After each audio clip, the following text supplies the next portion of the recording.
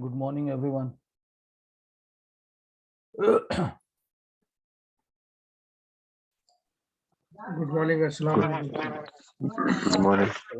morning, Salam. Sorry. How are you guys? Assalamualaikum, sir. Walaikum Salam. How are you, sir? Better. Okay. Not yet, but yes, better. Good.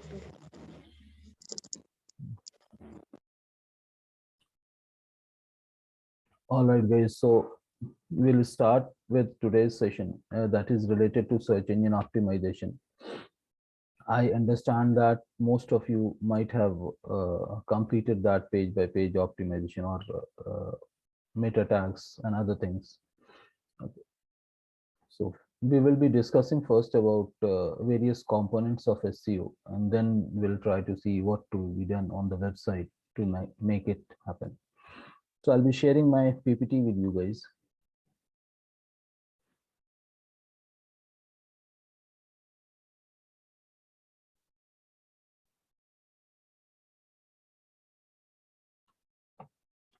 Is my screen visible? Yeah. Yes, sir. Okay. So there are various things that we need to understand about SEO.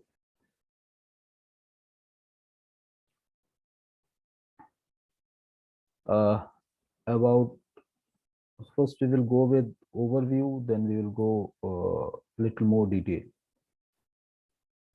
Overall, when we search something on Google, we get this kind of outcome. Okay, so something which appears as an ad, something written as ad, we call it paid ad text. And then there are some products which also appears when you are searching for the product related keywords in Google.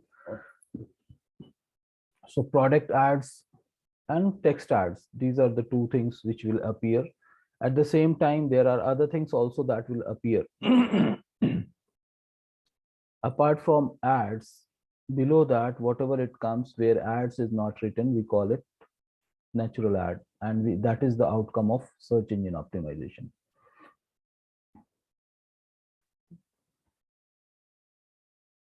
So when you do either SEO or paid ad, if someone searches it, your listings appears on Google. And these listings are categorized into two categories. One is paid ad, another is organic ad, organic listings. Right. So anything which appears after ad is called organic or free listing. And the outcome of organic and free listing is what we are going to talk about search engine optimization.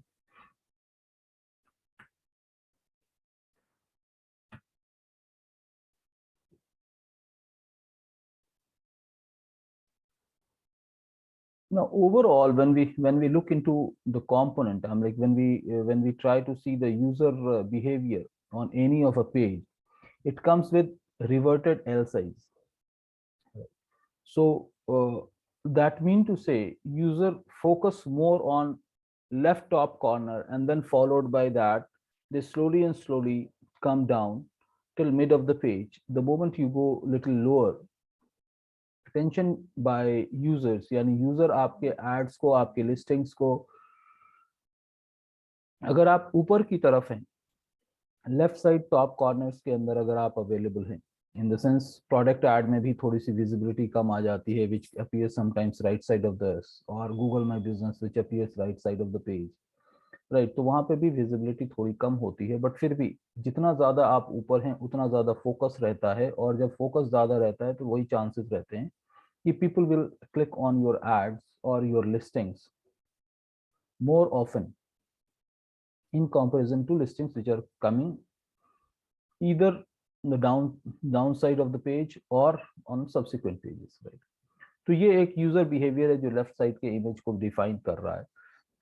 सो मोर और less अगर हम various keyword से, अगर हम top 10 में या ऊपर के टॉप 10 टॉप 5 पोजीशंस में अगर अपने आप को मेंटेन कर लेते हैं, तो even if you are there in the page number 1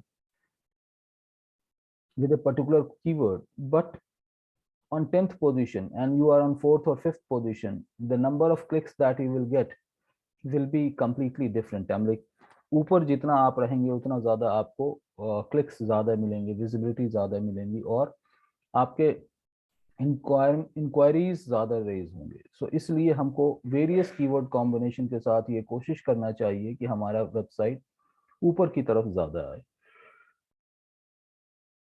अब एक थोड़ा सा फैक्ट्स एंड फिगर्स की हम लोग बात कर लें. एसईओ और पीपीसी के अंदर, पीपीसी क्या है? Paid ad. जैसे अभी हम लोग पीछे देखे जितना भी पेड ऐड लिखा हुआ था, जहाँ पे एड्स आ रहा था, उसको पीपीसी कह रहे हैं. उसका नाम है, उसका फुल फॉर्म है पे पर click. So you are paying something to Google, and Google in reverse, in return, Google is putting your listings at, with various keywords under ads. Right. So more or less, if you are ranking well with a particular keyword in organic or free listing, which we call it SEO, search engine optimization. So search engine optimization pulls more traffic than PPC. Now the reason is, if your website starts ranking because of search engine optimization, so what will happen? It remains there for 24/7. It is not that till the time your budget is there or in a particular time frame. So once it is there, it is there. It may fluctuate top and bottom. It may fluctuate little bit, but thing is like it will remain there. तो इसलिए क्या होता है कि जब वहां पे long लास्टिव result रहता है एसईओ में, तो आपकी वेबसाइट के ऊपर ज्यादा ट्रैफिक आने के चांसेस रहते हैं.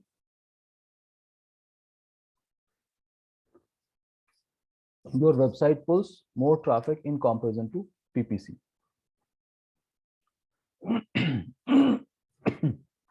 Sorry. दूसरा इंपॉर्टेंट पॉइंट ये है कि जो हमारा एसईओ है, सर्च इंजन ऑप्टिमाइजेशन है, वो नेचुरल लिस्टिंग कहलाता है. Natural listings are perceived to be non-biased. In the sense, if your website maintains certain quality or parameter, आपकी वेबसाइट ऊपर आती है. Whereas पे पर क्लिक में या गूगल पेड एड के अंदर, the more budget that you spent, the higher cost per click is. जितना हायर कॉस्ट पर क्लिक आपने डिफाइन किया है, जितना ज्यादा आप बजट आप डिफाइन करेंगे, chances that your ads will be coming at the top. Okay, so irrespective of the fact that whether your website is of good quality content or good quality content, या फिर जो है उसके अंदर और भी पैरामीटर्स हैं, तो वो नहीं भी हो तो भी चांसेस हैं कि आपकी वेबसाइट टॉप में रैंक करेंगी पेड ऐड में, हो सकता है. So that's where we say paid ads are biased, whereas SEO is non biased. In the sense, आपको एक एक्टिविटी, कंटिन्यूअस एक्टिविटी करते रहना है, and if you keep on doing it, your website will start ranking in the top position, and which is non-biased. Whoever will be doing that will be ranking over there. Whereas paid campaign में ये होता है कि bid cost अगर बढ़ा दिए तो भी आपका performance better हो जाता है, right? तो इसलिए कहते हैं कि SEO is non-biased, whereas pay per click is biased. Third important point is SEO gives better ROI than any other marketing medium. Now, search engine optimisation के बारे में कहते हैं कि वो बेटर आरओआई देता है. क्यों बेटर आरओआई देता है? क्योंकि ऑफ कोर्स वो ज्यादा ट्रैफिक पुल करता है और उसके लिए आप कोई अमाउंट गूगल को पे नहीं कर रहे हो, आपके अपने एफर्ट्स हैं जिसकी वजह से आपका पेज गूगल में रैंक करना शुरू करता है. ओके, सो जब ट्रैफिक ज्यादा आएगा, and that too free traffic, that is free traffic and organic traffic, people are searching for it and then they find your website, and then they are coming back to you, they are clicking on your website and reaching to you. So वहां पे आपको cost कुछ नहीं पे करना है, but at the same time some revenue will be generated. That's reason we say that SEO gives better ROI, return on investment, than any other marketing medium. Fourth important point है कि SEO के अंदर there is no bidding war.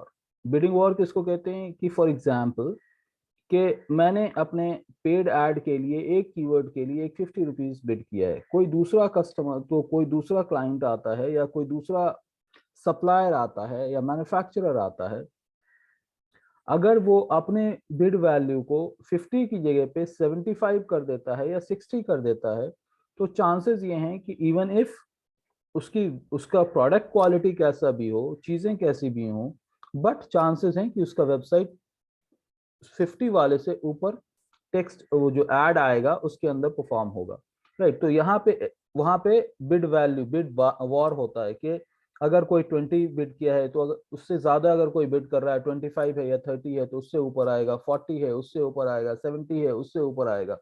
So there is always a possibility of bid war in paid campaign, whereas SEO के अंदर कुछ भी नहीं होता।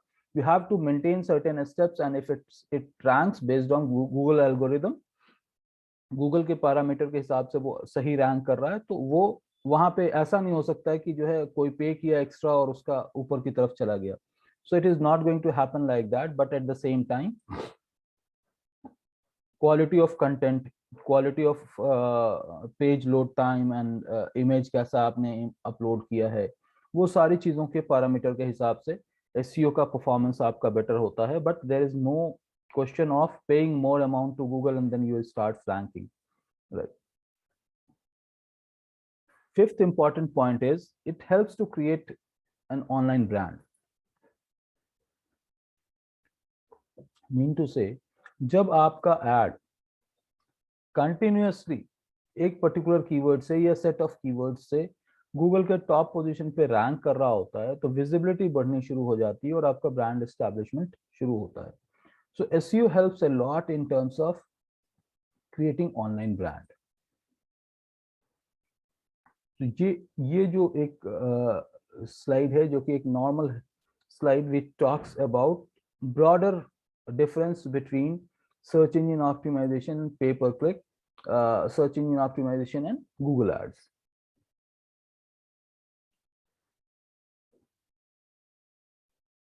Now let's discuss about few generic topic about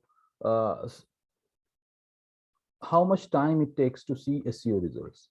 एक normal question होता है when any company starts working towards search engine optimization, people say how much time it will take to reach a particular keyword on top position of Google, right? So more or less it varies from couple of weeks till couple of months. यानी keyword के difficulty के हिसाब से, keyword के competition के हिसाब से और कीवर्ड के टफनेस के हिसाब से एक कीवर्ड कभी कभी बहुत ही कम टाइम में गूगल में रैंक होना शुरू हो जाता है, कभी कभी उसके लिए बहुत लंबा टाइम लगता है। तो ये जो टाइम ड्यूरेशन है ये वेरी करता है couple of weeks to couple of months. कभी कभी कुछ ऐसे कीवर्ड्स होते हैं जो बहुत ही ज्यादा कॉम्पिटिटिव होते हैं, वो कीवर्ड्स कभी कभी 6 महीने हो जाते हैं, लेकिन आप गूगल के टॉप पोजीशन पे नहीं आ पाते हो बिकॉज वो बहुत ज्यादा कॉम्पिटिटिव होता है और उसको अचीव करने के लिए आपको बहुत ही ज्यादा compete करना पड़ता है with established player on those positions, right? So it's a continuous effort. जैसा हम लोग जानते हैं, optimisation is something that you have to keep working towards optimal utilisation of resources. आपको परफॉर्मेंस इम्प्रोवाइज करते रहना है, करते रहना है, करते रहना है till the time that you attain your target, right. So SEO mostly क्या होता है कि ये इंस्टेंट नहीं होता, वेयर एज पे पर click is instant. You topped up account, Google के अंदर आपने अमाउंट टॉप अप किया, आपका एड रिव्यू हो गया और वो एड पब्लिश हो जाता है। तो कभी कभी ये 24 आवर्स में हो जाता है, कभी कभी उससे कम टाइम लगता है गूगल पेड एड में, कभी कभी थोड़ा ज्यादा भी लग जाता है, बट हो जाता है, which we call it instant. whereas SEO is a time consuming process which takes several weeks to several months. now जब हम सबसे पहली चीज ये होती है एसईओ के अंदर कि हमें कीवर्ड प्लान करना पड़ता है कि हमको कौन सा कीवर्ड चूज करना है ना। इस प्रोसेस के अंदर हम गूगल एड्स का जो कीवर्ड प्लानर है उसको यूज कर सकते हैं, या इंडिपेंडेंट टूल्स भी हैं जिसको कि हम यूज कर सकते हैं। तो मैं थोड़ा सा आप लोगों को ब्रीफिंग करूंगा कि कैसे हम लोगों को अपने मतलब के कीवर्ड्स को आइडेंटिफाई करना चाहिए। इसके लिए हम गूगल एड्स के फॉर्मेट को भी हम यूज कर सकते हैं, या फिर हम दूसरे जो टूल्स अवेलेबल हैं उसको भी हम आइडेंटिफाई करके अपने फाइनल लिस्ट ऑफ कीवर्ड्स तक पहुंच सकते हैं। So will be taking keyword research topic in subsequent either if time permits we'll be taking it today or we'll be taking it tomorrow। But ये एसईओ के component के हिसाब से मैं अभी चल रहा हूँ कि क्या क्या इंपॉर्टेंट पॉइंट है। तो सबसे पहली चीज, जैसे आप मतलब अगर हम देखें तो इसके अंदर सबसे इंपॉर्टेंट चीज और पहली चीज आती है keyword research. Okay, so out of all components of SEO, so अभी हम लोग जो पॉइंटर्स लेके चल रहे हैं ये कंपोनेंट्स हैं कि जिसके अंदर सबसे इंपॉर्टेंट और की रोल प्ले करता है कीवर्ड। कीवर्ड को लिए ये समझना जरूरी है कि जो कीवर्ड्स आपने सेलेक्ट किया है उसमें वो गूगल में कितना सर्च होता है, उसका सर्च वॉल्यूम कैसा है, number of times people searches on Google, तो उसके हिसाब से उसका कॉम्पिटिटिवनेस क्या है, तो उसके हिसाब से आप परफॉर्मिंग कीवर्ड्स को आप एक्सट्रैक्ट करते हैं और उन कीवर्ड्स को अपने एसईओ प्रोसेस के लिए यूज करते हैं, राइट। तो जैसे हम लोग लास्ट टाइम एक्सरसाइज कुछ किए थे कि आप गूगल के अंदर कुछ सर्च करने के बाद उसके बाद अपने लिस्ट ऑफ कीवर्ड्स को आप आइडेंटिफाई करें, फिर उसके बाद टाइटल और डिस्क्रिप्शन टैग बनाएं। So will be talking on those lines, but parameter of selecting a particular keyword is based on keyword tool which predicts or which says that expected traffic कितना generate हो सकता है उस particular keyword से। So first component is keyword research। तो अलग अलग keyword के लिए अलग अलग सर्च वॉल्यूम होगा और एवरेज सर्च मंथली सर्चेज होंगे। So what do you mean by average monthly searches? मैं यहाँ पे अगर आप देखें तो यहाँ पे एवरेज मंथली सर्चेज यहाँ पे दिखा रहा है। So you can see there is something called average monthly searches. Okay, average monthly searches का मतलब ये होता है कि number of times that particular keyword being searched by users on Google। ये पर्टिकुलर कीवर्ड मतलब एक महीने में कितनी बार सर्च होता है उसका ये एक एस्टिमेट दे रहा है, right. It doesn't means that exactly same number of times it will be searched when you will be running the campaign। it's basically tentative thing that it gives। तो जैसे मैंने कहा कि सबसे इंपॉर्टेंट चीज हमारे इसके लिए कीवर्ड रिसर्च आ जाता है, जो कि हम अलग अलग लोकेशन के लिए अलग अलग चीजों के लिए हम लोग कर सकते हैं। वेयर इंडिया के लोकेशन के लिए आप फाइंड आउट कर सकते हैं, या फिर आप और भी डिफरेंट लोकेशंस के लिए आप आइडेंटिफाई कर सकते हैं कि आपको कहाँ के लिए वो गूगल कीवर्ड सर्च वॉल्यूम निकालना है। उसके हिसाब से आप उसको आइडेंटिफाई करके शॉर्टलिस्ट कर सकते हैं।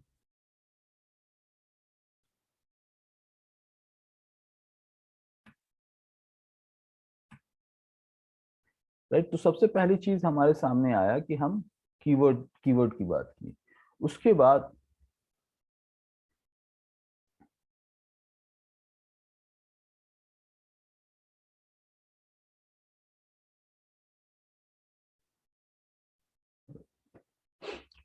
एक और इम्पॉर्टेंट टूल है जो कि अब गूगल में नहीं अवेलेबल है, बट इसका बैकएंड के अंदर कह लीजिए या इसका अभी भी कहीं ना कहीं कुछ रोल है।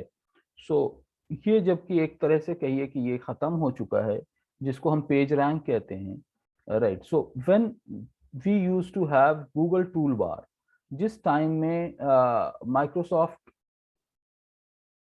MSN यूज करते थे, ब्राउजर यानी माइक्रोसॉफ्ट का ब्राउजर यूज करते थे, या जो गूगल टूल बार जिस टाइम में यूज होता था, तो गूगल टूल बार के अंदर एक कंपोनेंट होता था पेज रैंक।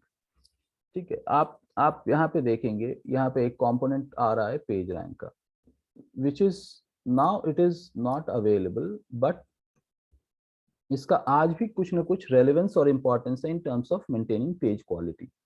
ठीक है, तो ये जो आप देख रहे हैं जहां पे मैंने रेड एरो मार्क किया है, तो गूगल टूल बार के ऊपर 0 to 10 के बीच में हर वेबसाइट को लेके गूगल कुछ ना कुछ रेटिंग देता था, जिसको पेज रैंक कहा जाता था। राइट। तो जिस वेबसाइट का पेज रैंक जितना ज्यादा होगा, यानी फ्रॉम 0 to 10, जिसका जितना ज्यादा होगा उसके परफॉर्मेंस उतने ज्यादा अच्छे होते थे, यानी उस वो गूगल के पैरामीटर के हिसाब से वो अप टू मार्क होता था, ऑन मार्क, एट पार होता था, एंड बेस्ड ऑन दैट वो उसका परफॉर्मेंस भी बेटर होता था। So a website ranging between 4 to 6 page rank भी अगर किसी वेबसाइट का होता था तो काफी अच्छा वो माना जाता था। वेयर एज समथिंग एट 0, 1 और 2, ये ऐसे वेबसाइट्स होते थे, अगर उसका पेज रैंक इतना आ रहा है तो इसका मतलब ये है कि वो उतना पॉपुलर नहीं है और वो गूगल के अंदर उतना अच्छा परफॉर्म नहीं कर रहा है, right. Websites like Apple, website like Microsoft, ये इन लोगों के या कुछ और वेबसाइट्स थे जो कि 10 on 10 उसको गूगल रेट करता था, बट मोर और less most of the popular websites used to rank between 4 to 6 या 4 to 7 maximum, right। तो कहने का मतलब ये है कि जब गूगल पेज रैंक जितना ज्यादा होता था उतना ज्यादा इसका इंपॉर्टेंस, यानी वो वेबसाइट अगर उस वेबसाइट के अंदर कुछ चेंजेस किए तो वो इंस्टेंटली गूगल के अंदर इंडेक्स हो जाता था, राइट। तो अब चूंकि गूगल टूल बार हम लोग यूज नहीं करते हैं इसलिए इसका उतना रेलेवेंस नहीं है, बट फिर भी ये एक ऐसा कंपोनेंट है which was playing a major role in search engine optimisation. So I just made you guys aware of it. उसके बाद का एक इंपॉर्टेंट पॉइंट आता है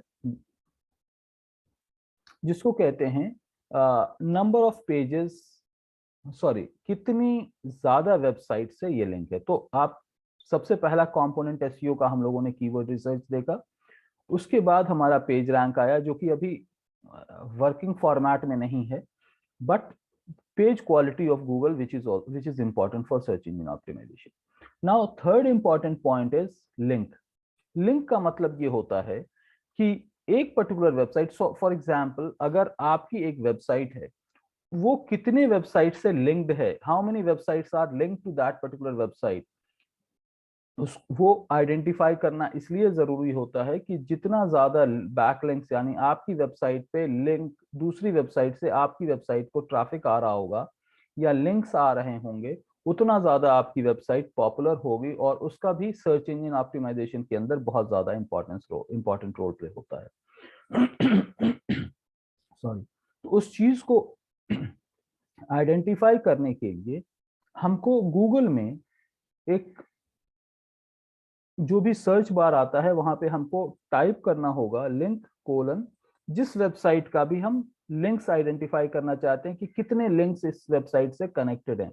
फॉर एग्जाम्पल कोई एक वेबसाइट ले लीजिए, राइट, कि अगर आपके आईएसएल की ही वेबसाइट है तो आप लिंक कोलन जो भी आपकी वेबसाइट है, फॉर एग्जाम्पल ISLcollege.com, ओके।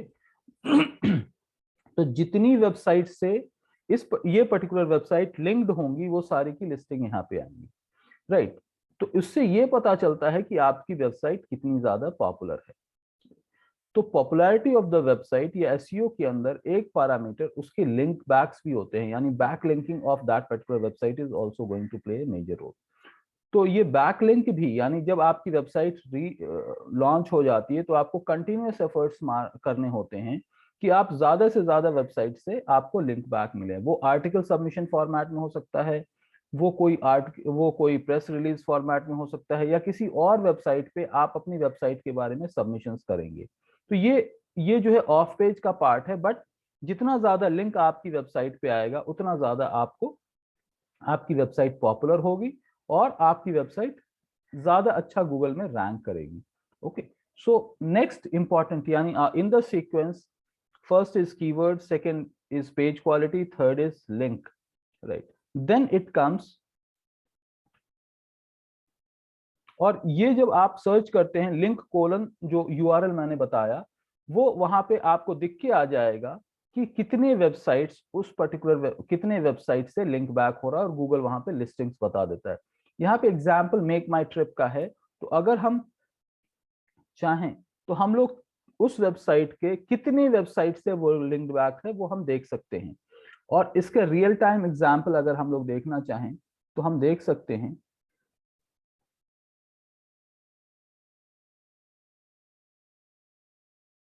सिर्फ एग्जांपल हम गूगल में हैं, राइट और जैसे यहाँ पे एग्जाम्पल मेक माई ट्रिप का ही चल रहा है, तो अगर हम लिंक कोलन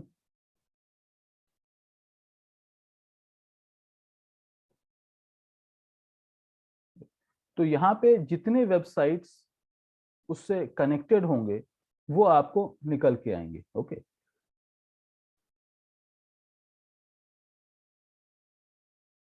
तो आप जब स्क्रॉल करना शुरू करेंगे तो आपको ना सिर्फ मेक माई ट्रिप की साइट का निकल के आ रहा है, बट दूसरी वेबसाइट्स को भी निकल के आ रहा है।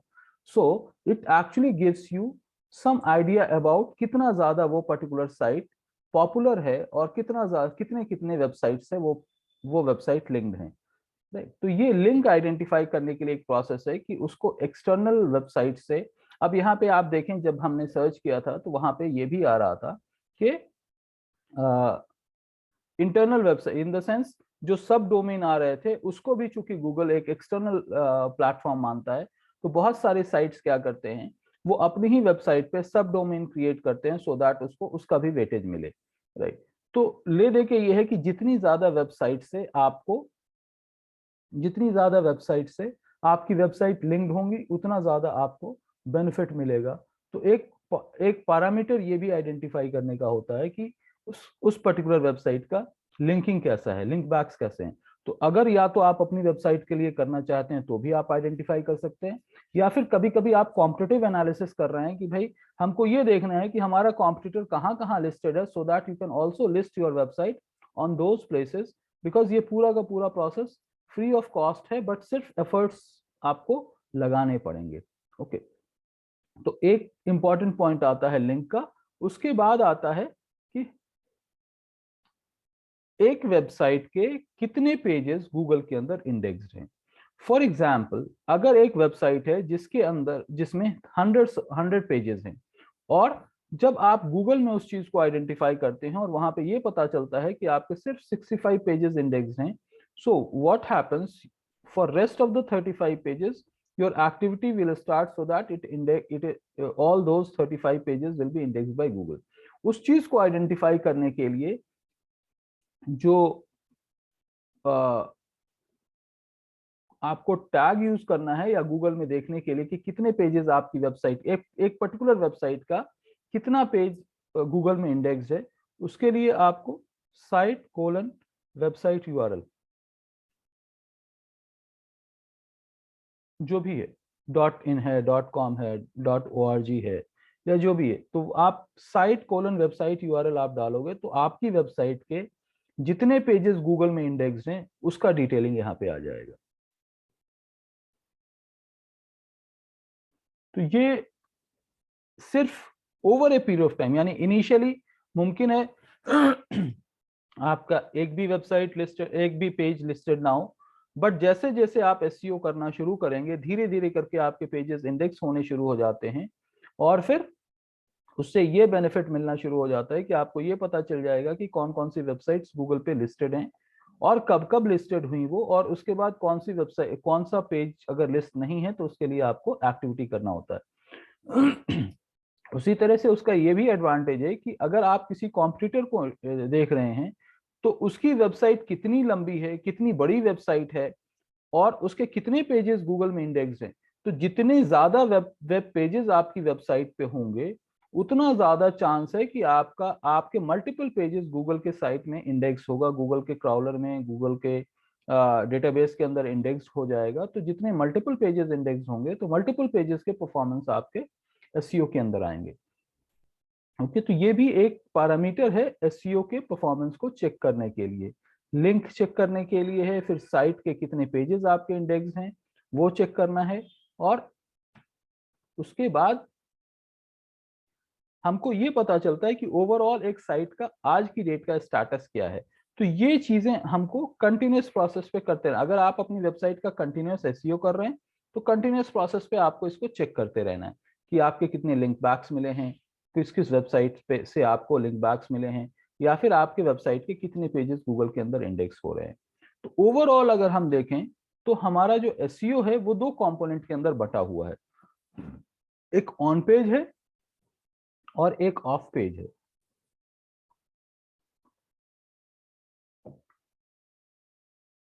ऑन पेज एसईओ कहते हैं वो सारे चेंजेस जो आप अपनी वेबसाइट में करते हैं, जिसकी वजह से गूगल के अंदर रैंकिंग आता है, उसको on site on page optimisation कहते हैं। और anything that you are doing outside your website, जैसे मैंने लिंक्स जनरेट करने के लिए बात कही, और या फिर जैसे आप कंटेंट मार्केटिंग की आप लोगों को मैं बताऊंगा, तो ये सारी चीजें, यानी वो चीजें जो कि आप अपने वेबसाइट की मार्केटिंग के लिए आउट ऑफ द वेबसाइट आप कर रहे हैं, उसको ऑफ पेज ऑप्टिमाइजेशन कहते हैं। तो पूरा एसईओ दो पार्ट में बटा हुआ है, एक ऑन पेज ऑप्टिमाइजेशन, दूसरा ऑफ पेज ऑप्टिमाइजेशन। ठीक है, अब इन सारी चीजों का क्रक्स जो है वो कीवर्ड के ऊपर डिपेंड करता है कि हम अगर राइट काइंड ऑफ कीवर्ड्स अगर हम चुने तो हमारा एसईओ कैंपेन्स यानी एसईओ प्रोसेस काफी सक्सेसफुल हो सकता है। अब इसके अंदर हम लोग देखेंगे कि ऑन पेज ऑप्टिमाइजेशन के लिए क्या क्या चीजें इंपॉर्टेंट होती हैं।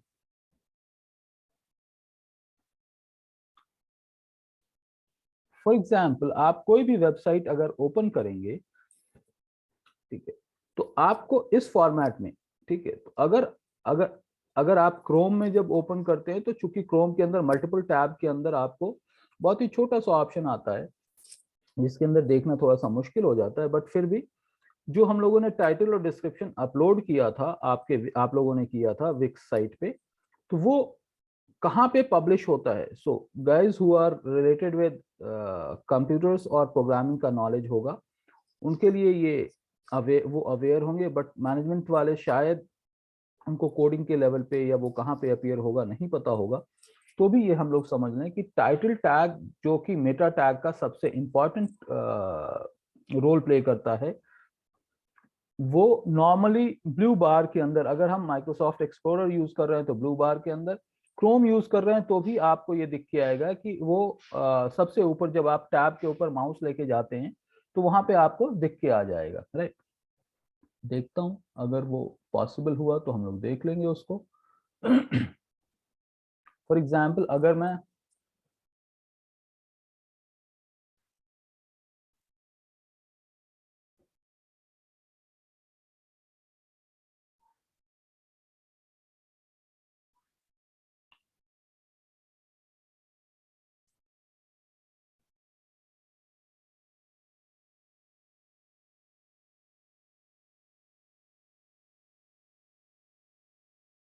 राइट, तो ये मेक माई ट्रिप जैसे मैंने साइट खोला है, तो यहाँ पे जब मैं माउस लेके जा रहा हूँ तो मुमकिन है आप लोगों को दिख के आ रहा होगा make my trip -1 travel website 50% of on hotels and all. So basically this is basically title tag. तो जो हम अपने एसईओ के स्लाइड में देख रहे थे कि जो सबसे सबसे ऊपर नेविगेशन बार के ऊपर आता है उसको टाइटल टैग कहते हैं। ओके, सो एसईओ का one of an important component is title tag. Then header tags. So overall H1 to H6 यानी हेडर टैग्स जो जब आप वेबसाइट बना रहे होते हैं तो वहां H1, H2, H3 tags use करने का ऑप्शन आता है।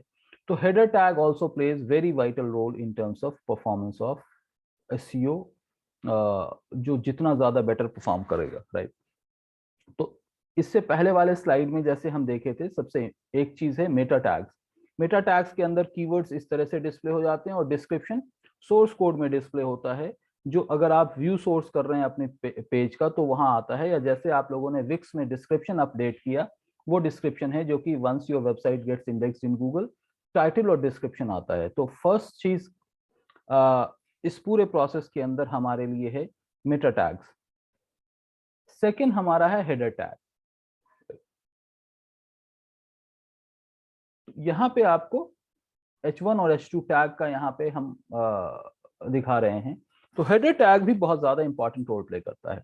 अब इन हेडर टैग्स के अंदर अगर आप कीवर्ड्स को इंसर्ट किए हुए हैं तो चांसेस हैं कि आपका वेब पेज गूगल के इंडेक्सिंग के अंदर स्ट्रॉन्ग पोजीशन होल्ड कर सकता है। राइट, सो जैसे हम कोई भी डॉक्यूमेंट बनाते हैं या प्रोजेक्ट रिपोर्ट आप बनाते हैं या असाइनमेंट बनाते हैं, तो हेडिंग्स और हेडलाइंस आप यूज करते हैं।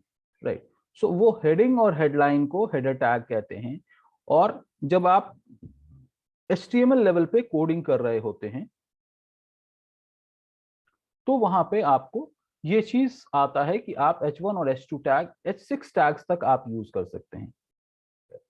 Just allow me a minute, I'll be joining you shortly.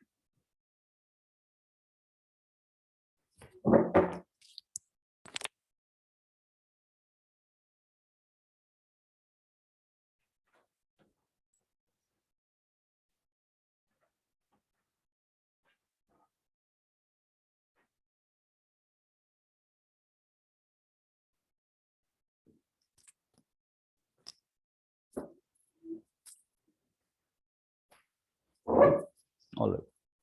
So header tag यानी H1 और H2 टैग के अंदर आपको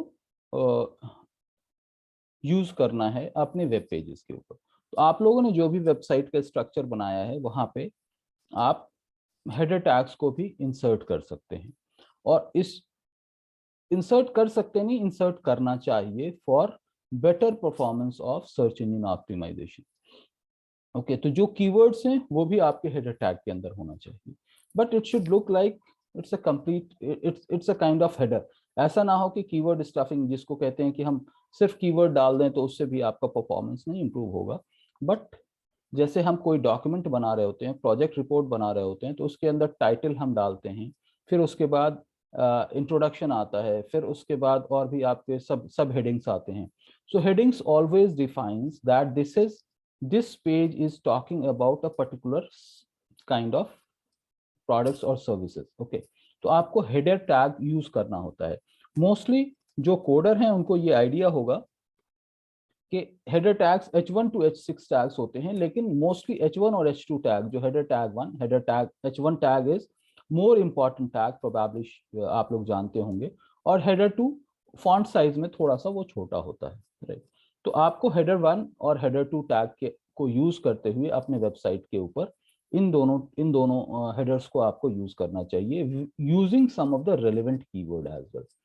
तो ये पेज जैसे एक एग्जांपल आप लोगों के सामने है, ये डेट सेटलमेंट से रिलेटेड है, राइट। डेट सेटलमेंट से रिलेटेड है और क्रेडिट कार्ड डेट से रिलेटेड यहाँ पे बोला गया है। तो आप देखेंगे कि हेडर टैग 1 के अंदर डेट सेटलमेंट की बात शुरू। So it is starting with the important keyword which you want to promote. जिस कीवर्ड से आप गूगल रैंकिंग लेके आना चाहते हैं, बेटर ये है कि उस कीवर्ड से आपका हेडर टैग शुरू हो।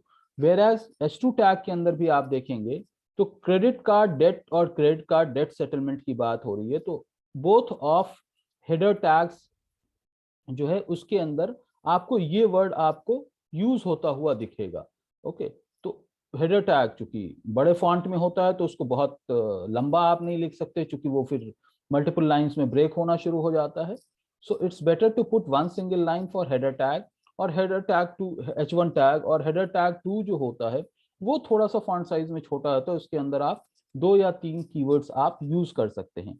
जैसे आप देखेंगे हेडर टैग 2 का जो यहाँ पे एग्जाम्पल आ रहा है, credit card debt settlement can reduce your unsecured debts. उसके बाद भी आप पढ़ेंगे तो फिर डेट कंसोलिडेशन आ रहा है, ठीक है। तो debt consolidation is another keyword related to debt settlement. Okay, तो ये आपको सिमिलर या फिर उससे रिलेटेड कीवर्ड्स को आप यूज कर सकते हैं इन हेडर टैग्स। जो आपका ऑब्जेक्टिव कीवर्ड है, प्राइमरी कीवर्ड है, उससे रिलेटेड कीवर्ड्स को, और वो पर्टिकुलर पेज जिस पर्टिकुलर टॉपिक के ऊपर बोल रहा है। जैसे अगर किसी ने वेबसाइट डिजाइन एंड डेवलपमेंट, यानी वेबसाइट डिजाइन से रिलेटेड आपकी कोई किसी की वेबसाइट है, उसके अंदर आप बहुत सारे सर्विसेज यूज कर रहे हैं, बट वेबसाइट डिजाइन वाला जो पेज है उसके अंदर आप वेबसाइट डिजाइन से रिलेटेड आप हेडर टैग कीवर्ड को यूज करते हुए हेडर टैग्स बनाएंगे।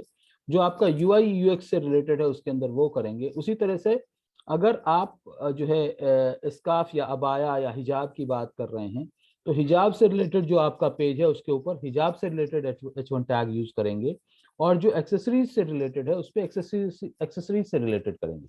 उसी तरह से सैफ जैसे उनका ट्रैवल से रिलेटेड वेबसाइट है, तो अगर वो हज और उम्रा वाला अगर पेज है तो उसके अंदर हज और उम्रा से रिलेटेड वो कीवर्ड को यूज करते हुए हेडर टैग्स बनाएंगे। अगर वो वीजा वीजा प्रोसेसिंग से रिलेटेड अगर पेज है तो वीजा से रिलेटेड वो यूज करेंगे। सो जो पेज है, जिस तरह जो पेज है उसी पेज से रिलेवेंट कीवर्ड को यूज करते हुए हेडर टैग्स को हमको इनकॉर्पोरेट करना है।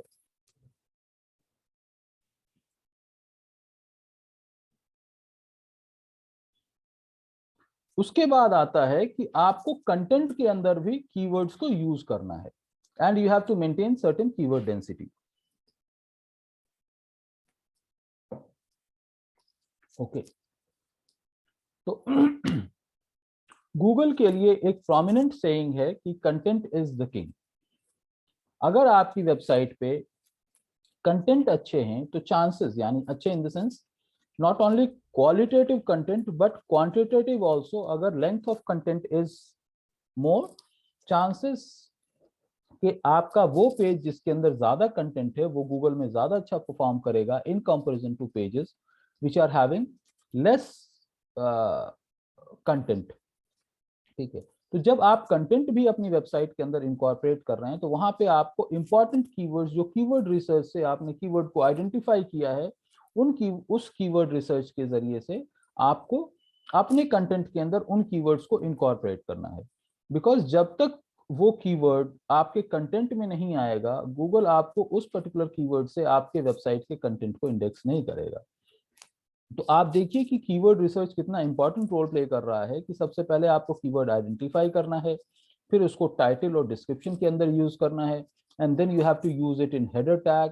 Third thing is you have to use it in your content optimisation, यानी कंटेंट में भी आपको मल्टीपल टाइम्स आपको कीवर्ड को यूज करना है। अब इस पर्टिकुलर टॉपिक को, जो number of times a particular keyword can be used, उसको कीवर्ड डेंसिटी कहते हैं। यानी out of 100 words on your page or in a paragraph, number of times exactly the same keywords being repeated। अगर आप इस पूरे पेज के अंदर देखेंगे तो रेड बॉक्सेस जो बने हुए हैं वो 2 या 3 तरह के कीवर्ड के साथ रेड बॉक्सेस बने हुए हैं। एक डेट कंसोलिडेशन है, तो आप देखेंगे कि डेट कंसोलिडेशन वर्ड भी कई बार यूज हो रहा है। ओके, उसी तरह से तो एवरी 100 वर्ड्स के अंदर number of times a same keyword being used, that we call it keyword density। so averagely आपको एक 100 words का पैराग्राफ अगर लिख रहे हैं आप, तो उसके अंदर 2% आपको कीवर्ड डेंसिटी मेंटेन करना है। इन द सेंस 100 वर्ड्स पैराग्राफ में अगर आपने वेब डेवलपमेंट वर्ड यूज किया है या वेब डेवलपमेंट इन हैदराबाद आपने यूज किया है, तो as is web development in Hyderabad 2 बार आप 100 वर्ड्स के पैराग्राफ में यूज करेंगे। लेकिन आप वेब डिजाइन सर्विसेज अगर आप यूज कर रहे हैं तो आप वेब डिजाइन सर्विसेज भी 2 बार यूज करेंगे आउट ऑफ एवरी 100 वर्ड्स। सो क्या हुआ इसका मतलब कि अगर एक 100 वर्ड्स का पैराग्राफ हम लिख रहे हैं, वेब डेवलपमेंट इन हैदराबाद एक वर्ड हो सकता है जो कि 2 बार आप यूज करेंगे। उसी तरह से वेब डिजाइन सर्विसेज एक दूसरा वर्ड है, उसको भी उस 100 वर्ड के पैराग्राफ में आप 2 बार यूज कर सकते हैं। तो क्या सिमिलर काइंड ऑफ कीवर्ड्स को आप रिपीट कर सकते हैं, but exact kind of keywords को एक 100 वर्ड्स के पैराग्राफ में 2 बार से ज्यादा रिपीट नहीं करना चाहिए। क्योंकि अगर आप रिपीट करेंगे, छोटा सा पैराग्राफ है उसके अंदर आप बार बार रिपीट करेंगे, तो कीवर्ड उसको, गूगल उसको कीवर्ड स्टफिंग मानता है और उसको स्पैम मानता है कि आप बहुत ज्यादा ओवर बूस्ट कर रहे हैं और ओवर एक लिमिट से ज्यादा आप कीवर्ड को अपने पैराग्राफ में यूज कर रहे हैं। तो जब हम कंटेंट लिखते हैं तो हमको ये मेंटेन करना होता है कि उस कंटेंट के अंदर हमारी कीवर्ड डेंसिटी क्या है। ओके, तो आप यहाँ पे देखेंगे कि debt consolidation, credit card, debt settlement, ये 2 कीवर्ड्स के इर्द गिर्द पूरा का पूरा ये पेज के अंदर कंटेंट को ऑप्टिमाइज किया गया है। ओके, अब कहीं कहीं पे आप देखेंगे कि क्रेडिट कार्ड डेट सेटलमेंट को इन्होंने 2 पार्ट्स में बांट दिया है। जैसे आप देखेंगे ये लास्ट लाइन जो मैं यहाँ पे आपको दिखा रहा हूं कि ये जो सेगमेंट है, यहाँ पे ये जो मैं सर्कल आपको बना रहा हूं, यहाँ पे आप देखेंगे डेट कंसोलिडेशन और क्रेडिट कार्ड डेट को इन्होंने स्प्लिट किया है। तो इसका भी इम्पैक्ट पड़ता है कि अगर बीच में कोई वर्ड यूज करते हुए आप अपने वर्ड को स्प्लिट करते हो तो वो एग्जैक्टली सेम चीज रिपीट नहीं होता है, लेकिन कीवर्ड प्रॉक्सिमिटी यानी कितना नजदीक दो कीवर्ड यूज हो रहा है, उससे भी आपका रैंकिंग पे इफेक्ट पड़ता है। तो आपको स्मार्ट प्ले करना पड़ता है अपने कंटेंट राइटिंग के ऊपर सो दैट आपका कंटेंट राइटिंग प्रोसेस इस तरह से हो कि आप कुछ नंबर ऑफ टाइम्स आप सेम कीवर्ड को रिपीट कर रहे हैं, कुछ उसके सिमिलर कीवर्ड्स को रिपीट कर रहे हैं, और कभी कभी आप कीवर्ड को ब्रेक कर देते हैं सो दैट वो एग्जैक्टली सेम रिपीटेशन नहीं होता है, लेकिन प्रॉक्सिमिटी के हिसाब से, नजदीक नजदीक होने के हिसाब से वो आपके परफॉर्मेंस में भी अफेक्ट करता है। तो content writing plays a very vital role in terms of search engine optimisation. जितना स्ट्रांग और जितना अच्छा आपका कंटेंट होगा with keyword density optimised content होगा, तो आपके पेज, आपका वेब पेज गूगल में उतना ही अच्छा परफॉर्म करेगा। ओके, उसी तरह से हमारा आ जाता है फाइल नेम की बात आती है, यानी वेब पेज जो आप बना रहे हैं उसके अंदर भी आप कीवर्ड्स को इंसर्ट कर सकते हैं। बेटर है कि वो किया जाए। उससे क्या होता है कि गूगल चूंकि कंटेंट को इंडेक्स करता है, फाइल नेम को इंडेक्स करता है, तो अगर वो कीवर्ड आप कीवर्ड के साथ अगर आप वहां पे जैसे सर्विस 1, सर्विस 2 है या माई सर्विसेज है, उसकी जगह पे अगर आप सर्विस का नाम डाल रहे हैं, तो चांसेस ये है कि आपके पेज बेटर परफॉर्म करेंगे। तो अभी अगर ओवरऑल 3-4 चीजों को अगर हम देखें, तो हमारा सबसे पहला इंपॉर्टेंट चीज आ जाता है कीवर्ड रिसर्च, उसके बाद आता है मेटा टैग, तीसरा इंपॉर्टेंट चीज आता है हमारा हेडर टैग, हेडर H1 और H2 टैग, चौथा इंपॉर्टेंट चीज आता है कंटेंट ऑप्टिमाइजेशन, पांचवी चीज आती है नेमिंग अ फाइल। जो आपका इंडिविजुअल पेज है उसका नाम, उसके नाम के साथ अगर आप कीवर्ड अगर आप इंसर्ट कर रहे हैं, तो चांसेस हैं कि आपका एसईओ ज्यादा बेटर परफॉर्म करेगा। उसके बाद आता है ऑल्ट टैग। सिंस गूगल जो है वो आपको इमेजेस को रीड नहीं करता है, या तो वो इमेजेस के फाइल नेम को रीड करता है, या फिर जब आप कोडिंग कर रहे होते हैं, जो लोग कोडर हैं उनको पता होगा, जो टेक्निकल नॉलेज रखते हैं, कि इमेज के पास एक टैग आता है जिसको कहते हैं alt tag. Alt tag alternative for image, कि चूंकि गूगल इमेज को नहीं पढ़ता है, तो गूगल या तो इमेज के नाम को पढ़ेगा, या फिर उसके लिए जो आपने टैग यूज किया है जिसको कहते हैं ऑल्ट टैग। ऑल्ट टैग के लिए एडवांटेज के, जब आप माउस ले जाएंगे उस इमेज के ऊपर, तो साथ में एक टैग आ जाएगा, जैसे आप यहाँ पे देख रहे हैं कि अगर आप माउस ले जाते हैं तो यहाँ पे एलिमिनेट अनसिक्योर डेट करके आ रहा है। तो इस इमेज के लिए आप जो कीवर्ड टैग कर रहे हैं, गूगल उसको रीड करता है, और फिर गूगल देखता है अच्छा टाइटल इसका ये है जहाँ की ये कीवर्ड यूज हुआ है, H1 टैग में यूज हुआ है, और फिर उसके बाद कंटेंट में यूज हुआ है, ऑल टैग में यूज हुआ है, फाइल नेम में यूज हुआ है। So Google starts considering that this particular page is important related to this particular keyword. वो सारी चीजों को सिंक्रोनाइज करना शुरू करता है, राइट। तो देयर इज ए पॉसिबिलिटी, जो कि कोडिंग नहीं जानते हैं उनके लिए ये डिफिकल्ट होगा। तो उनको करना क्या है, उनको ये कंपोनेंट समझना इसलिए जरूरी है कि जब वो एसईओ कर रहे हैं किसी वेबसाइट का, एटलीस्ट जो डेवलपर्स हैं उनके साथ वो कोऑर्डिनेट करते हुए इन चीजों को इनकॉर्पोरेट कर सकते हैं। ओके, तो जो हमारा ऑल टैग है वो भी एक बहुत बड़ा इंपॉर्टेंट रोल प्ले करता है इन टर्म्स ऑफ कीवर्ड रैंकिंग। उसके बाद आ जाता है sitemap.xml। ठीक है, sitemap.xml इसलिए इंपॉर्टेंट होता है क्योंकि आपकी वेबसाइट पे जितने पेजेस हैं, अब sitemap.xml क्रिएट करने के लिए नॉर्मल टूल भी है, और विक्स के अंदर जब आप देखेंगे तो विक्स में ऑटोमेटिकली sitemap.xml क्रिएट हो जाता है। ओके, ये जितने भी पेजेस आपकी वेबसाइट पे होंगे उन सारी चीजों का एक इंडेक्सिंग बना लेता है, जो कि आपको फाइनली गूगल सर्च कंसोल के अंदर अपलोड करना पड़ता है, या फिर उसको अपडेट करना पड़ता है। विक्स में एक ऑप्शन आता है जिसको कहते हैं वेरीफाई, यानी गूगल वेरिफिकेशन कोड अगर उसके अंदर इंसर्ट कर देते हैं तो वो फेच हो जाता है गूगल के अंदर, but at the same time उस साइट को भी हमको गूगल सर्च कंसोल के साथ हमको इंटीग्रेट करना चाहिए। तो अभी हम सिर्फ एसईओ कंपोनेंट पढ़ रहे हैं, तो इसीलिए हम एक एक और इम्पॉर्टेंट चीज आ जाता है कि हमको अपनी वेबसाइट का sitemap.xml क्रिएट करके उसको भी रेडी करना पड़ेगा, and that is also which is very crucial for SEO. Next,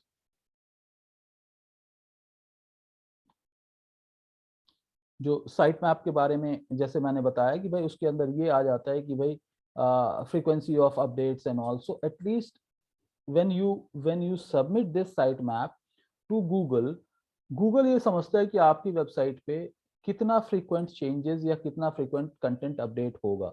so frequency of Google bot coming back to your website also matters based on जब आप इस चीज को जो फ्रीक्वेंसी जैसे है या फिर कितना फ्रीक्वेंट अपडेट हो रहा है. तो जितना आपका वेबसाइट पे नए कंटेंट अपडेट होते जाते हैं और उसकी फ्रीक्वेंसी गूगल अगर रीड कर लेता है तो आपके नए पेजेस भी इंडेक्स होते हैं.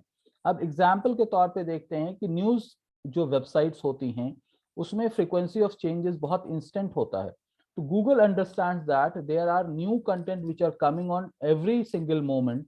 तो उसका बॉट एक दिन में कई बार, गूगल का बॉट एक दिन में कई बार उस तरह की वेबसाइट्स को रीच करती हैं.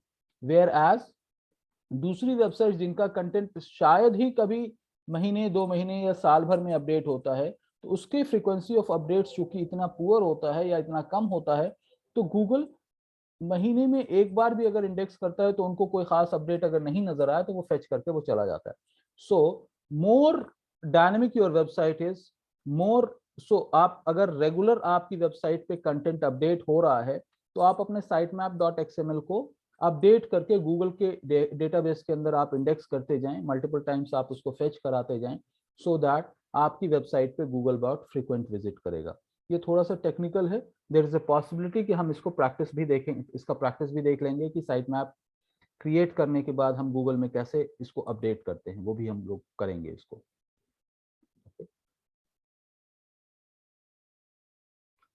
उसके बाद ये सारी चीजें जब इंडेक्स हो जाती हैं तो गूगल जो सर्च कंसोल है, जिसको पहले गूगल वेबमास्टर कहा जाता था, अब उसका नाम गूगल सर्च कंसोल कर दिया गया है. राइट. जैसे गूगल एडवर्ड्स होता था पहले, उसको अब गूगल एड्स कहते हैं, तो उसी तरह से गूगल वेबमास्टर को अब गूगल सर्च कंसोल कहते हैं. इसके अंदर जो क्राउलिंग है, कितने पेज आपके इंडेक्स हुए हैं, कोई एरर तो नहीं है, कितने पेजेस इंडेक्स नहीं हो पाए हैं गूगल के अंदर, या फिर कितने पेजेस का डुप्लीकेट टाइटल यानी एग्जैक्टली सेम टाइटल या डिस्क्रिप्शंस आप यूज कर रहे हैं, वो सारा का सारा इंडेक्सिंग यहाँ पे आ जाता है. और उससे हमको ये पता चलता है कि ओवरऑल आपकी वेबसाइट का परफॉर्मेंस गूगल के अंदर कैसा है.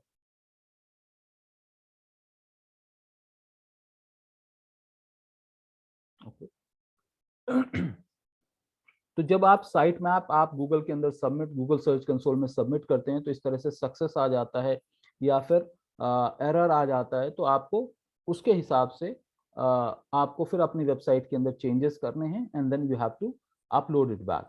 अगर आपकी वेबसाइट बहुत लंबी है, यानी it carries hundreds of the pages, तो उस तरह के सिचुएशन में कैटेगरी वाइज भी साइट मैप आप क्रिएट कर सकते हैं. यानी एक साइट मैप के में सारे यूआरएल्स इंडेक्स कर सकते हैं, या फिर कैटेगरी वाइज भी आप इंडेक्स कर सकते हैं. Non technical guys please don't get bored, but at least आपको ये इंफॉर्मेशन होना इसलिए जरूरी है ताकि अगर आप किसी इससे वेब डेवलपर के सपोर्ट में अगर आप अपनी वेबसाइट का ऑन पेज ऑप्टिमाइजेशन कर रहे हैं, तो आपको ये नॉलेज होना जरूरी है कि आपकी वेबसाइट पे क्या क्या चीजें होनी चाहिए. ओके. ये वेबसाइट आपको ये भी बताता है कि आपके कौन से पेजेस, आप राइट साइड में देखें कि इंटरनल लिंक्स बता रहे हैं कि कौन सा पेजेस, ये जो है ये राइट साइड का इंटरनल लिंकिंग का पेज है. ओके. इंटरनल लिंकिंग का पेज है जो कि आपको ये डिफाइन कर रहा है कि कौन सा पेज आपको, आपकी वेबसाइट का कौन सा पेज बहुत अच्छा परफॉर्म कर रहा है और कौन सा पेज आपका अच्छा नहीं परफॉर्म कर रहा है. तो top linked pages internal pages के अंदर, यानी आपकी वेबसाइट का इंटरनल पेज कौन कौन सा जो है अच्छा परफॉर्म कर रहा है, और एक्सटर्नल पेज किस अलग अलग वेबसाइट के साथ, ठीक है, तो जो आपके अलग अलग वेबसाइट से आपकी पेज को वेबसाइट जो लिंक आ रहे हैं उसके लिए बताता है. तो यहाँ पे लिंक्स भी बताएगा आपको, इंटरनल लिंकिंग भी बताएगा, एरर भी बताएगा. तो ये गूगल सर्च कंसोल एक बहुत ही इंपॉर्टेंट टूल है जो कि हम लोग उसको इम्प्लीमेंट करके देखेंगे कि भाई हमारे लिए क्या बेनिफिशियल है उसके अंदर। Okay,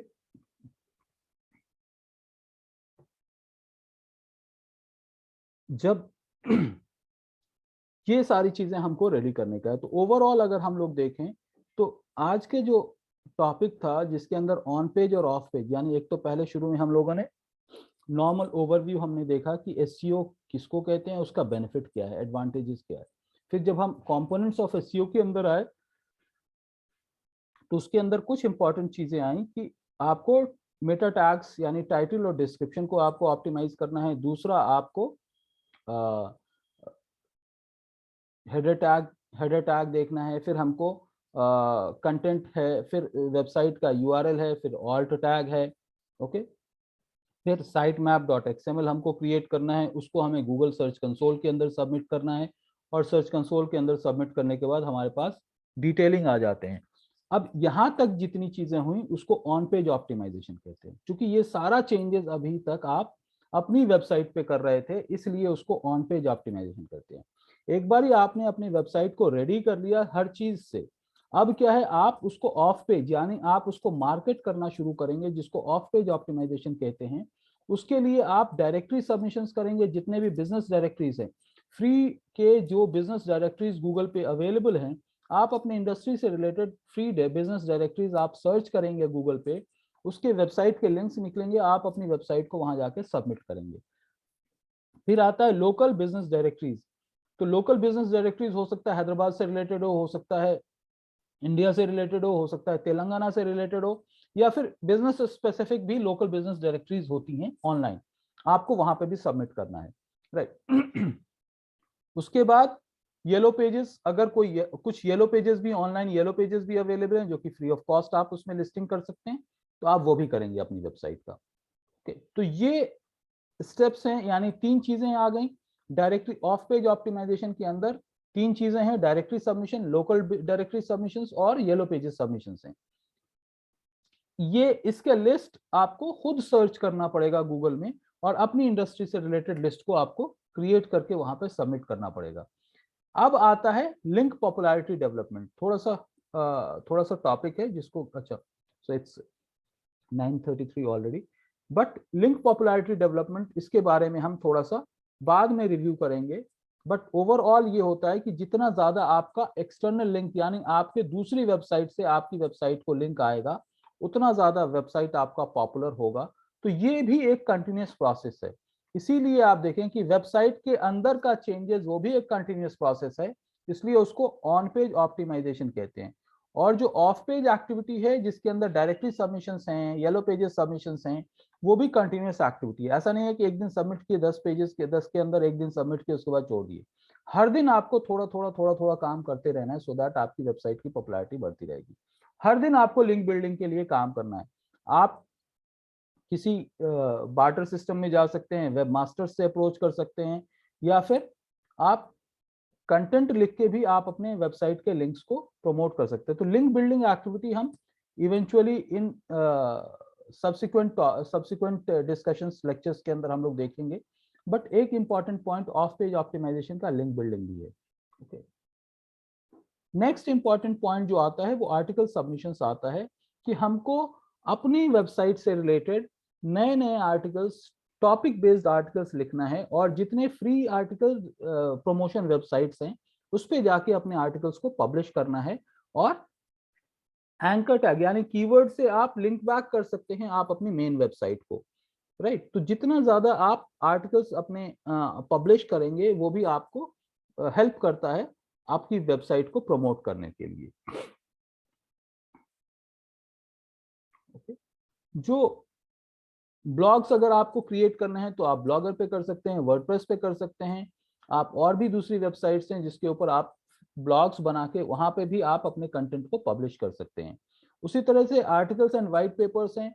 eigen article is a very strong platform जहां पे आप रेलेवेंट आर्टिकल आप पब्लिश कर सकते हैं। उसी तरह से आर्टिकल सिटी है, या फिर आप वीडियोस बना के यूट्यूब के ऊपर पब्लिश कर सकते हैं, या फिर रिव्यूज, आप अपने कस्टमर्स के रिव्यूज को भी आप पब्लिश करा सकते हैं on various platforms apart from Google reviews, right?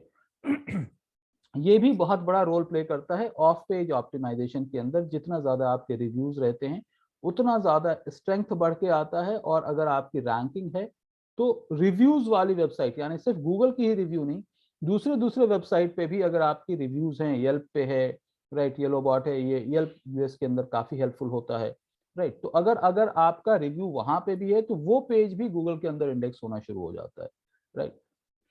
तो आपको इन सारी चीजों के ऊपर ऑन पेज और ऑफ पेज को मिला के काम करना है, और ये सारे प्रोसेस को एसईओ कहते हैं। और ये चूंकि कंटिन्यूअस प्रोसेस है, यानी पीपीसी में क्या होता है कि पीपीसी में तो आपने एक कीवर्ड डाला, आपने टाइटल डिस्क्रिप्शन बनाया, अमाउंट पे किया, मॉनिटरिंग आपके पास बहुत लिमिटेड होता है। Whereas SEO is a continuous process, it's sometimes very dedicated, और आपको हर दिन कुछ घंटे आपको अपनी वेबसाइट पे देना ही पड़ेगा अगर आप अपनी वेबसाइट को टॉप पोजीशन पे रैंक करना चाह रहे हैं तो। सो ये एक ब्रीफ था एसईओ की अंडरस्टैंडिंग के लिए। अब एक एक कंपोनेंट को भी हम लोग देखेंगे कि कैसे हम लोगों को करना चाहिए। अब आप लोगों ने जैसे विक्स के ऊपर साइट बनाई है और आप लोगों ने टाइटल और डिस्क्रिप्शन ऑलरेडी ऑप्टिमाइज कर रखा है, अब आता है कि हमको अपनी वेबसाइट के ऊपर कंटेंट लिखना है और उसके अंदर हेडर टैग्स को यूज करना है, उसके अंदर हमको कंटेंट ऑप्टिमाइज करना है, यानी अपने कंटेंट के अंदर कीवर्ड, रेलेवेंट कीवर्ड्स को इंसर्ट करना है, और फिर उसके बाद हम sitemap.xml क्रिएट करके गूगल सर्च कंसोल के अंदर हम उसको सबमिट करेंगे, और फिर हम ये पूरे एसईओ के प्रोसेस को हम कंप्लीट करेंगे।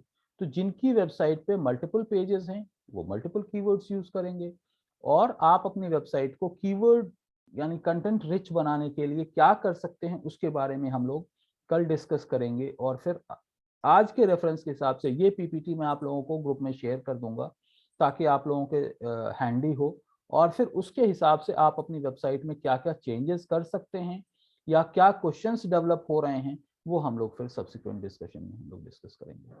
ओवर टू यू गाइस, अगर आप लोगों को कोई क्वेश्चन है तो आप लोग पूछ सकते हैं, कोई क्लैरिफिकेशन है तो वो भी हम डिस्कस कर सकते हैं।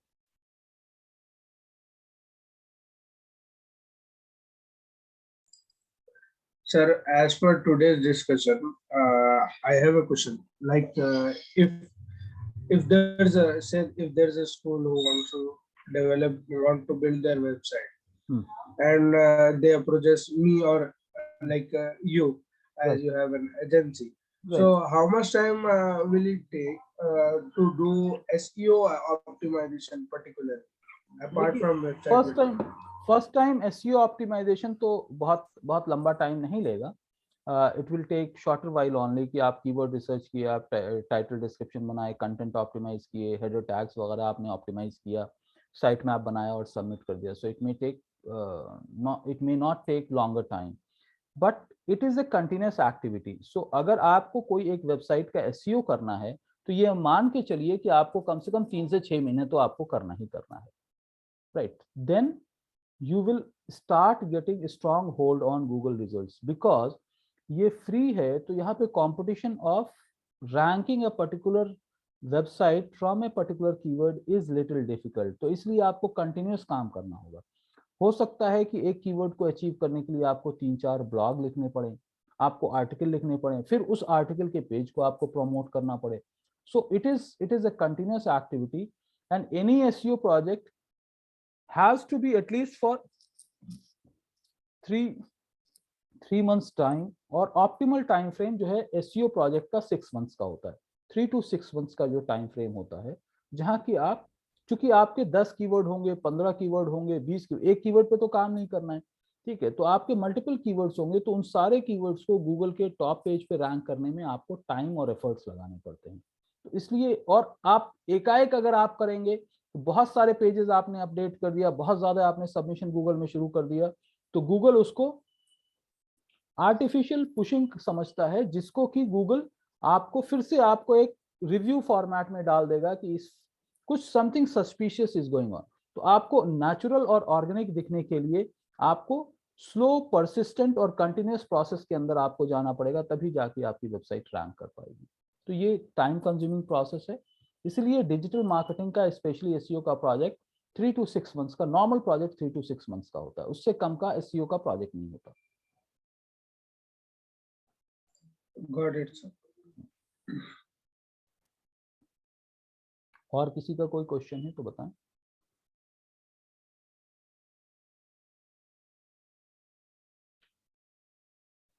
तो इस रेफरेंस में जो हम लोगों ने आज देखा है या आज सुना है या गो थ्रू हुए हैं, ठीक है, उस रेफरेंस में अपनी अपनी वेबसाइट को थोड़ा सा एनालाइज करने की कोशिश कीजिए और फिर उस टॉपिक पे हम लोग कल थोड़ा डिस्कस करेंगे और जो भी वेबसाइट के अंदर चेंजेस करना होगा वो भी हम रिव्यू करेंगे। ओके, ठीक है। Yes, sir. All right guys, Yes, sir. all right guys, so see you tomorrow then. Take care for now. Allah Hafiz.